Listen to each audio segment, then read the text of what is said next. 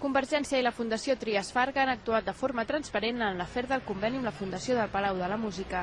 Segons el secretari general adjunt de Convergència, Felip Puig, que ahir va ser entrevistat al programa Actualitat Viva de Comunicàlia, els convenis no van ser qüestionats abans que el cas Millet sortís a la llum.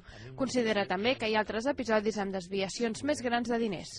S'han desviat més diners, tots públics, amb l'actuació d'informes. 30 milions només l'any 2007, 50 milions d'euros només l'any 2008.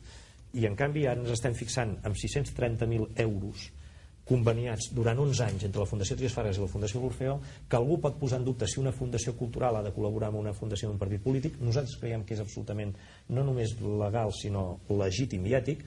Per Puig, les crítiques al seu partit tenen un sentit concret. Em dóna la sensació que hi ha un cert interès, en primer lloc, en que aquest afer desgasti una mica Convergència i Unió, que avui s'està visualitzant com l'alternativa a l'actual desori de govern, i de l'altra que tot aquest escàndol permeti desviar l'atenció i no parlar d'allò que està passant al país.